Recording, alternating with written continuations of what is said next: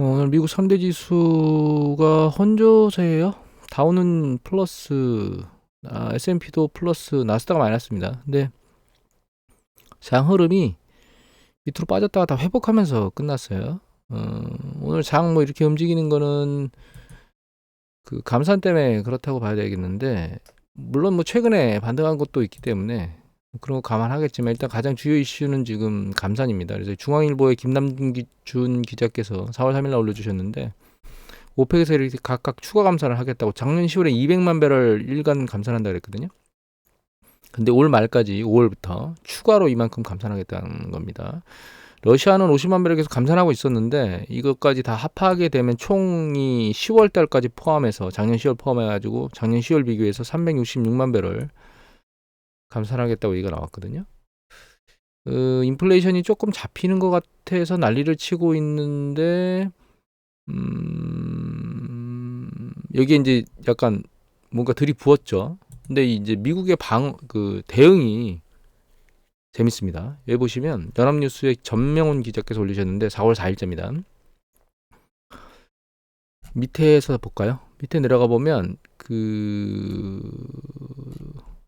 여기 지난해 10월 감산 결정 때는 근시안적이고, 오펙 맹주인 사우디아라비아가 근시안적이라면서 고강도로 규탄을 했었는데, 지금은 사우디를 80년 전략 파트너로 칭하는 등 대응 수위가 낮아졌다는 거예요.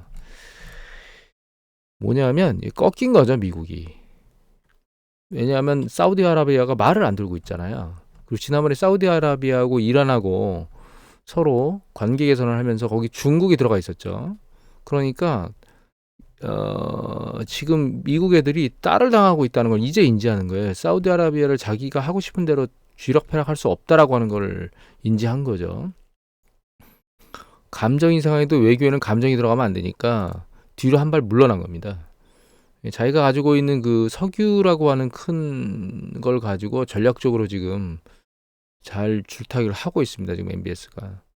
물론 이게 장기적으로 긍정적이냐 하고 하는 점은 좀 지켜봐야 되겠지만, 그렇다고 미국이 사우디아라비아를 집어 던질 수도 없는 입장이에요. 결론적으로 미국이 일정 부분 석유에서 강력한 어떤 상황을 쥐지 않는 이상 일정 부분 끌려갈 거고, 그걸 잘 알고 있는 MBS가 그 작업을 지금 계속 하고 있는 거죠. 사실 우리나라도 이번에 전기차나 혹은 그 반도체 관련해서 계속 한쪽 입장으로 끌려가고 있는데, 군사적 입장에서는 절대적으로 서방과 맞붙어서 미국과 전략적으로 반드시 동맹을 끌고 가고 행동을 해야 되고, 경제적인 입장에서는 지금 반도체는 전 세계 한 6, 70%를, 메모리 반도체 같은 경우는 우리나라에서 다 하고 있거든요. 그러니까 우리나라의 기업체 삼성전자, 하이닉스를 제외하고 나면 글로벌의 반도체는 아예 아작이라고 봐야 됩니다. 메모리 반도체는. 그다음에 전기차 배터리 같은 경우에도 지금 중국과 한국이 싹쓸이를 하고 있거든요. 그럼 한국의 전기차 배터리는 절대적으로 필요한 거예요. 이런 어떤 것들을 잘 이용해서 협상력으로 사용해야지, 무조건 끌려가는 그런 바보 같은 짓을 하면 안 된다. 과거에 세태에 맞물려서 끌려가는 행위는 하진 않아야 되고, 그렇다고 한쪽으로 무조건 몰아치는 것도 하면 안 된다는 거죠. 예를 들면 경제적으로는 이쪽으로 하고, 그러니까 군사적으로 저쪽으로 붙어야 되니까 경제적으로도 저쪽으로 붙어야 된다, 이런 생각을 하면 절대적으로 안 된다는 걸 좀 지금 현재 정책 당국자들은 알았으면 합니다. 사실 전형적으로 이걸 보여주는 거예요, 지금 MBS가. 여기도 전체적인 군사적인 입장은 미국 쪽으로 무기 체제가 다 돼 있기 때문에 미국을 벗어날 수가 없어요, 사우디가. 그럼에도 불구하고 지금 자기 행보를 하잖아요. 자기가 쥐고 있는 카드를 잘 활용하는 거죠. 우리가 쥐고 있는 카드를 잘 활용해야 됩니다. 쓸데없는 얘기를 좀 한 1, 2분 했는데, 다음으로 넘어가면, 그러면 그 석유 가격이 지금 급등했거든요. 몇 때문에? 석유 가격이 $80를 넘었습니다. 6%를 튄 거죠. 갑자기 지난번에 $60대까지도 내려갔었거든요. 보면 좀 더 길게 볼까요?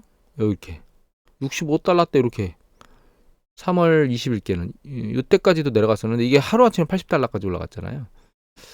이게 미친듯이 $100 간다는 사람들도 있는데, 항상 얘기 드리잖아요. 한쪽 방향으로 계속 움직이면 사람들이 정신을 못 차리고, 전문가라는 애들이 미친 듯이 올라가거나 미친 듯이 내려갈 것이라고 얘기를 해요. 그거 믿으시면 안 됩니다.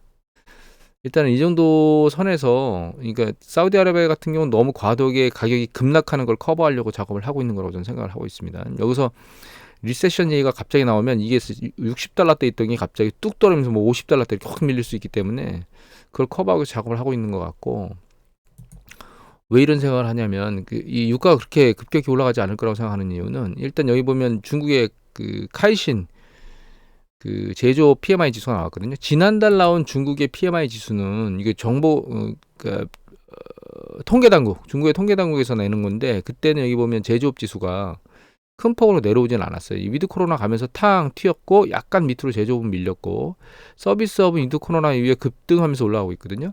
근데 카이신에서 나온 중국의 제조업 PMI 지수는 요 급등했다가 위드 코로나로 뚝 떨어졌습니다. 지금 다시 50대로 그러니까 경기 수출과 확장이 경계선으로 떨어졌거든요. 근데 중국의 통계 당국에서 내는 건 대기업 중심으로 내는 거고요. 카이신은 중소기업도 포함된 지수거든요. 그래서 중국의 그 제조업이 그렇게 생각만큼 위드 코로나로 가면서 전체적으로 하락을 보이는 건 아니다라고 하는 걸 일단 알 수 있고, 미국의 ISM 제조업 지수 나왔어요. ISM 제조업 지수는 여기 보시면 추세적으로 계속 내려가고 있습니다. 여기서 살짝 들렸었거든요. 2월 달에 살짝 들렸다가 다시 밑으로 쭉 빠졌습니다. 지금. 물론 이거는 다른 걸로 보여드릴게요. 이게 그 어드바이저 퍼스펙티브에 나오는 데이터입니다. 요게 오늘 나온 ISM 제조업 지수인데 쭉 밑으로 빠지고 있는 거고, 요거는 마켓에서 발표하는 제조업 지수인데, 이게 4월 3일 날 지난번에 나왔던 거 이제 같이 표현해 준 건데, 얘는 살짝 들려 올라갔어요. 제조업이. 근데 사실 두 개 중에 제가 판단하기는 ISM 제조업 지수가 훨씬 더 가중치가 있다라고 봐야 되거든요. 이 미국 본토에서 그 구매 관리자들을 직접적으로 해서 작업을 하는 거기 때문에 이게 좀 더 당국에서 조사하는 게 훨씬 더 신뢰도가 높다, 이렇게 좀 이해를 해야 되는데, 중요도는 두 개 다 높다고 동일하다고 보지만 저는 이쪽이 좀 더 봐야 된다 생각하는데, 이 제조업이 추세적으로 좀 내려오고 있어요. 또 한 가지 봐야 될 게, 그러니까 중국 경제가 그렇게 위드 코로나 이후에 제조업 경제가 이렇게 녹록하지 않다는 거예요. 전체를 다 보면 중소업체까지. 미국 같은 경우에도 제조업이 이렇게 녹록지 않은 상황으로 움직이고 있다는 거죠. 그리고 한 가지를 더 보여드리면, 이거 그 컨퍼런스 보드에서 나오는 그 선행지수입니다. LEI라고 해서. 그래서 이거 유럽이 3월 16일 날 나왔는데 2월 달 선행지수 나온 거 보면 2월 달에 비해서 감소했어요, 다시. 이게 유럽의 선행지수거든요. 추세적으로 계속 하락하고 있습니다. 물론 하락 강도가 떨어지고 있긴 하지만 추세적 하락은 지금 계속 이어가고 있고, 그 다음 센 영역이 경제 규모가 큰 데가 미국이잖아요. 미국이 3월 17일 날 나왔거든요. 여기도 계속해서 2월 달에 하락하고 있어요, 선행지수가. 네, 이게 선행지수입니다. 이거 살짝 들리는 것 같더니 또 밀려서 쭉 내려가고 있거든요, 선행지수가. 이거 YOY네. 여기 YOY만 나오고 있네요. 전체 그냥 인덱스가 나오는 건 아니고. 근데 죄송합니다. 여기 내용을 보면 0.3% 하락했다 나오죠. 2월에 비해서. 2월은 1월에 비해서 0.3% 하락했어요. 추세적으로 계속 하락하고 있는 겁니다, 지금. 2월에 1월에 비해서 하락했고, 1월은 12월에 비해서 0.3% 하락했죠. 그래서 이 밑에 이제 중국이 최근에 나왔거든요. 3월 29일 날. 따끈따끈하죠. 중국도 보시면 2월 달에 하락했습니다. 선행지수가. 올라가다가 쭉 추세적으로 하락하고 있어요, 지금. 그러니까 이 지금 보여드린 게 세계의 가장 큰 글로벌 그 경제 구역이거든요. GDP를 창출하는. 그 지역의 선행지수가 모두 하락하고 있어요, 지금. 그러니까 유가가 경제가 뜨거워지면서 이게 올라가는 이런 일이 터진 게 아니고, 수축하면서 이런 일이 터진 거기 때문에 이 수축이라고 하는 것이 유가를 뭐 $200까지 밀어올리겠다, 이런 생각은 안 해야 된다는 생각을 하고 있습니다. 그래서 제 생각에는 사우디나 오펙이 급격한 석유 가격을 하락시키는 것에 대해서 선제적 대응을 하고 있는 것이다. 그래서 유가가 급등하기보다는 과거에는 한 $70 전후 정도, $70 중반 정도 움직이는 거, 혹은 조금 더 올라가면 $80에서 왔다 갔다 하는 거, 이 정도를 목표가로 해서 지금 액션을 취하는 것 같다, 이렇게 저는 이해를 하고 있습니다. 그래서 유가 급등으로 뭐 인플레이션 압력이나 이런 부분에 대해서는 고민을 안 해도 된다, 이렇게 판단을 하고 있습니다.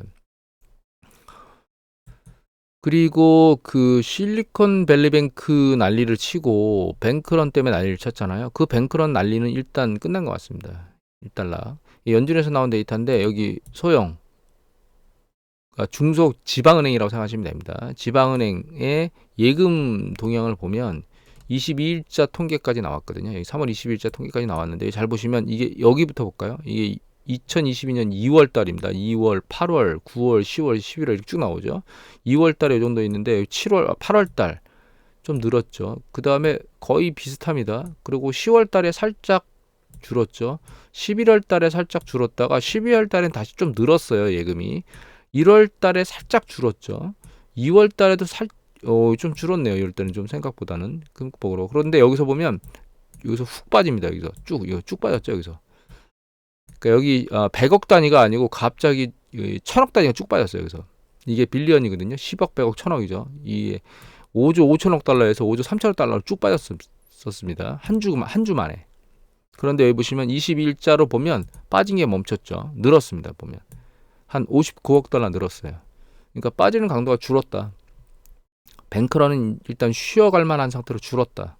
그래서 SVB 난리를 친 거는 연준이나 이런 쪽에서 들어와서 액션을 친 게 일단은 시장에서 효과를 발휘하고 있다라고 해서 끝났다고 일단은 일단락됐다고 볼 수는 있는데 JP모건에서 나온 기사가 좀 중요한데요. 여기에 4월 4일 날 정인설 기자께서 한국경제에 올렸는데 JP모건의 경고, 뱅크런이 미정부 부채 위약하고 겹치면 재앙이다 이렇게 나와 있거든요. 이게 뭐 어떤 데이터냐면 이게 이제 미국에서 은행 예금에서 빠진 자금 규모고 위에 있는 게 MMF 있죠. 머니마켓 펀드 쪽에 유입된 자금 규모를 서로 비교해 놓은 거예요. 그러니까 은행에서 예금을 빼가지고 그걸 머니마켓 펀드 쪽으로 밀어 넣었다는 뜻입니다. 즉 은행이 불안정하니까 내가 은행 돈 있다가는 은행이 파산해서 예금자 보호법을 넘는 25만 달러를 넘는 금액은 못 받을 수도 있으니까 그거를 자금을 드러내다가 상당히 안전한 시장에서 운영이 되는 머니마켓 펀드에다가 그냥 자금을 밀어 넣은 거예요.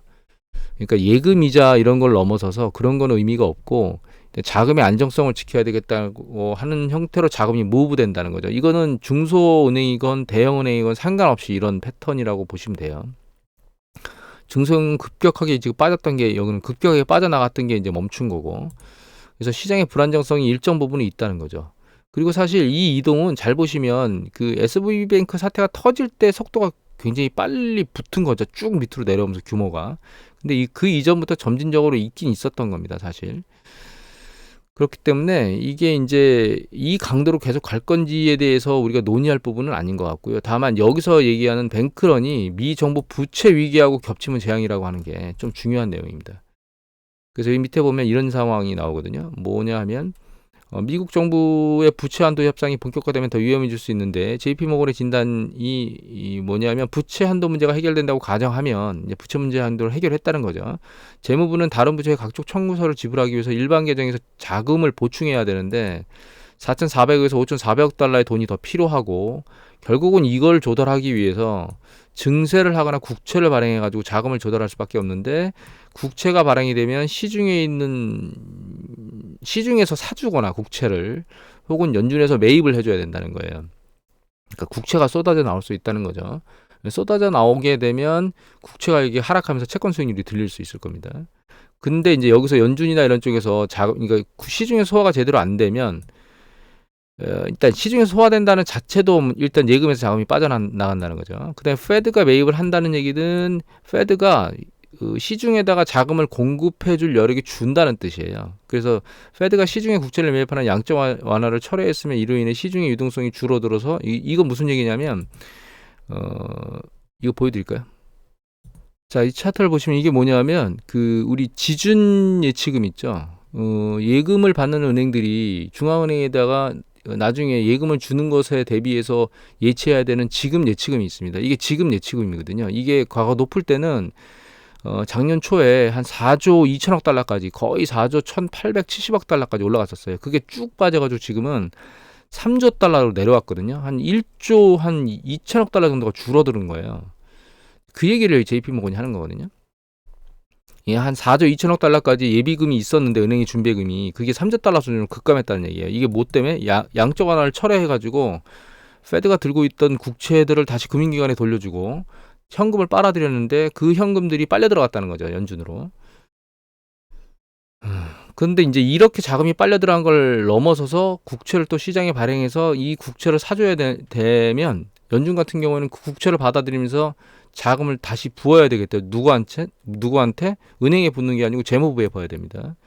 그러면 연준은 들고 있는 화폐의 규모가 또 줄겠죠. 이 비상사태 때 사실 은행이 문제가 생기면 연준에서 자금 공급이나 이런 걸 해줘야 되는데 그거에도 부담감이 생긴다는 겁니다. 여하튼 지금 현재 뱅크런이나 이런 상황이 불안정한 상황에서 연준이 충분한 여력을 가지고 있어야 되는데 그게 미 정부 부채와 관련해서 추가적인 채권 발행에 대해서 자금을 공급해주는 문제가 생기면 그리고 그 상황에서 다시 그 미국의 뱅크런의 문제의 불안정성이 생기게 되면 연준 입장에서는 자금이 쪼들린다는 겁니다.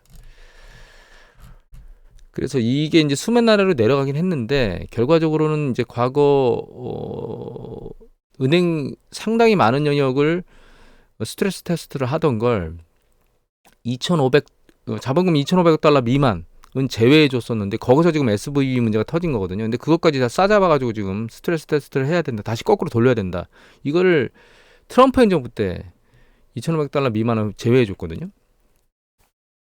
그 글로벌 금융위기 때까지는 다 들어가 있었죠. 그 글로벌 금융위기가 터지면서 이걸 다 조율해야 된다는 생각을 하고 있으면서 강화시켜 놨던 걸 트럼프 행정부 때 다 지워버린 거, 그 완화해 준 거고, 그 완화해 준 게 지금 문제를 야기시키는 그 상황이 돼버린 거죠. 그래서 일단은 지금 상황이 완전히 수면 아래로 내려갔다고 생각하시면 안 됩니다. 뭔 일이 터질지는 정말 아무도 몰라요, 지금. 다만 일시적으로 터진 거를 수면 아래로 내려놨고 그 수면 아래로 내려가진 게 다른 쪽에서 또 불거져서 터질 수도 있다. 그리고 이제 최근에 급격하게 채권 시장 금리가 막 올라왔기 때문에 모기지나 은행에서 가지고 있는 모기지나 혹은 국채들의 가격이 지금 상당히 많이 깨져 있는 상황이거든요. 위기를 몸에 끌어안고 가고 있는 중입니다. 그리고 지난번에 얘기 드렸잖아요. 연준에서 그런 채권들을 담보로 현금을 제공해주는 그런 형태가 되지만 결과적으로 장기적인 채권을 매입한 경우에는 그게 해결 상황으로 해결이 안 돼요. 뭐 1년짜리 정도면 단기이기 때문에 이제 1, 2년 같은 경우에는 문제가 해결될 수 있겠지만 장기 같은 경우에는 그걸 계속 연장해줘야 된다는 뜻이거든요. 그럴 재원이 있어야 되겠죠. 그게 충분한 재원이 있겠느냐? 없을 겁니다. 은행 전체들이 보유하고 있는 모든 채권들의 장기 채권을 연준에서 다 담보로 받아준다?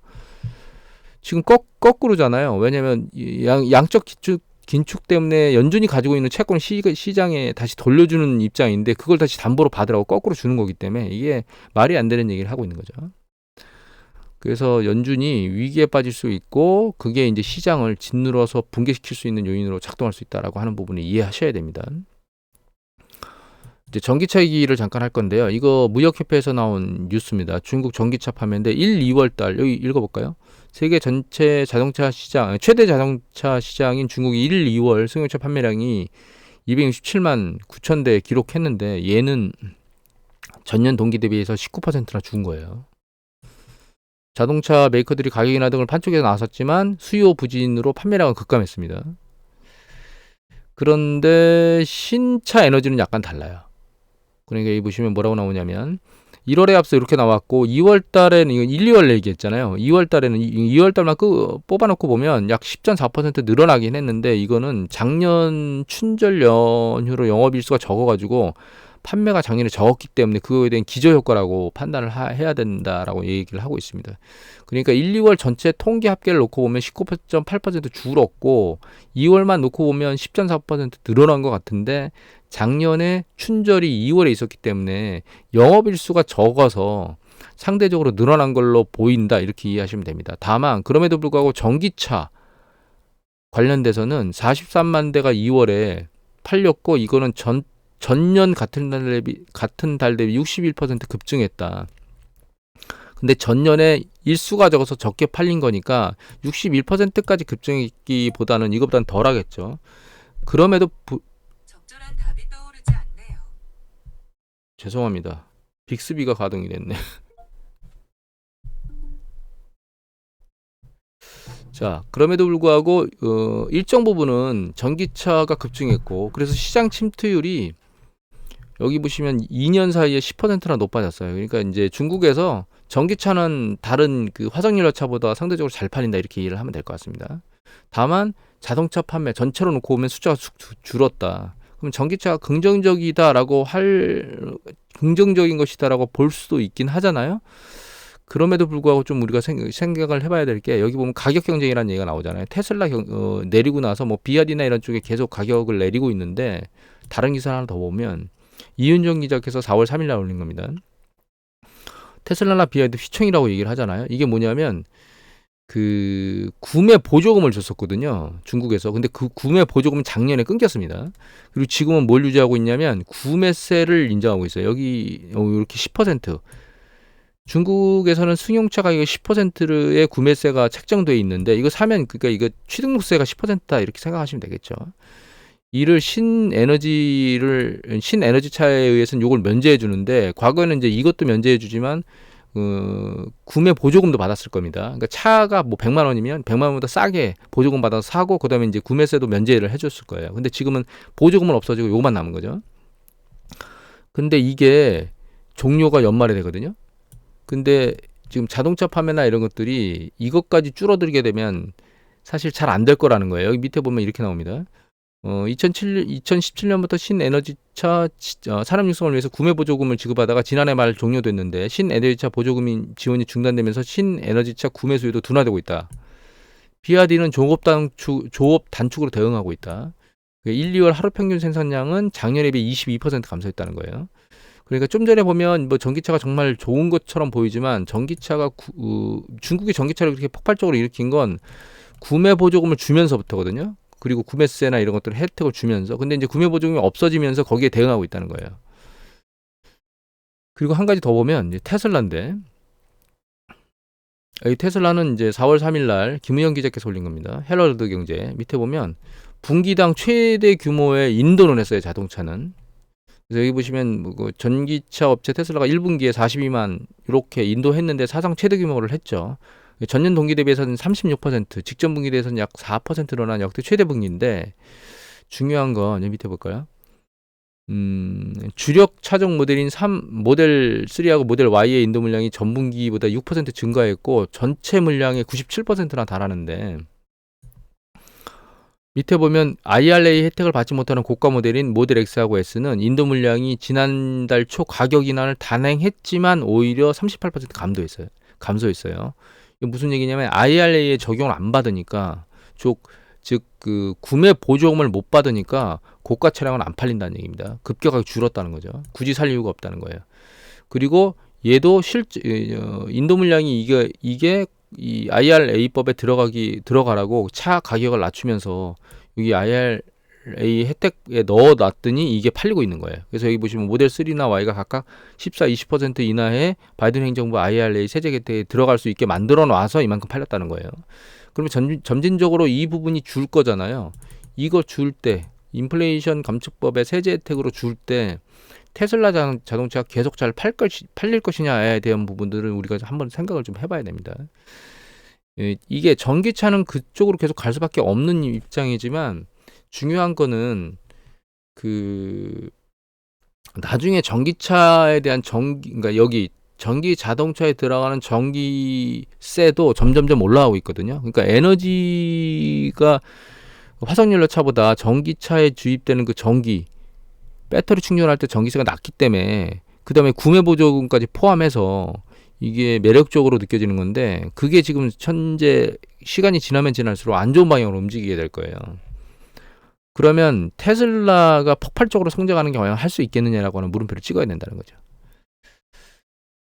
그래서 또 이제 이렇게 가격을 계속 낮추게 되면, 물론 여기 보시면 테슬라가 영업이익률이 16.8%로 지난해 다른 여타 완성차의 2배에 달하기 때문에 가격 경쟁력을 가지고 있는 거는 맞거든요. 근데 문제는 이렇게 줄이게 되면 이익이 감소할 거라는 거예요. 물론 매출 증가로 이익 감소를 커버할 수는 있는데, 여기 보시면 팩스에 따르면 테슬라의 올 첫 분기 매출은 지난해 188억 달러보다 많은 230억 달러니 상당히 많이 늘었죠. 그럼에도 불구하고 이익은 26억 달러로 지난해 1분기 33억 달러보다 감소할 거라고 추정하고 있거든요.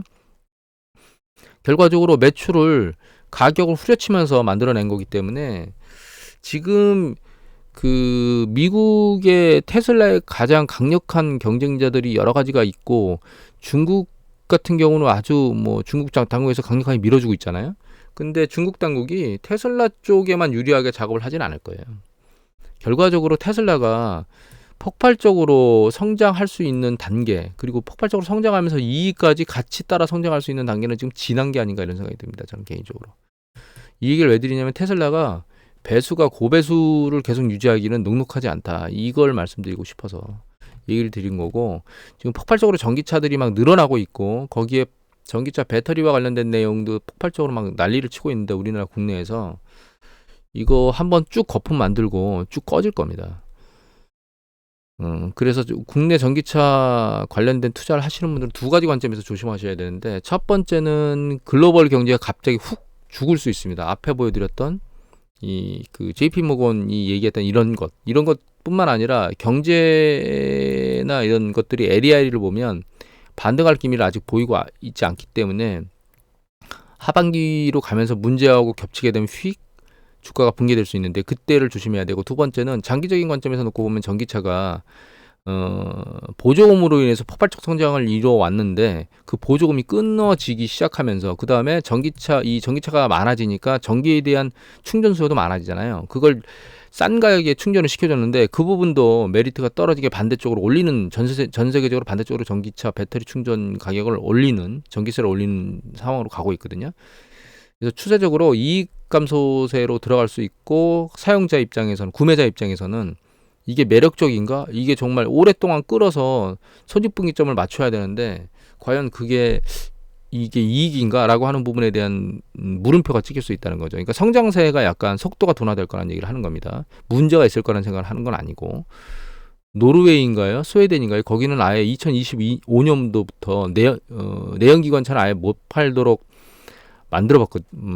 선언을 했거든요. 뭐 그런 형태로 계속 가긴 갈 거기 때문에 전기차 성장에 대해서 물음표를 찍는 건 아니고, 당연히 성장할 건데 그 성장 강도가 주식시장에 달려들면서 미친 듯이 살 만큼 이미 이제 많이 다 반영됐고, 향후에는 약간씩 둔화될 거기 때문에 너무 과열된 전기차 시장, 전기차 관련된 주식은 조심하셔야 된다.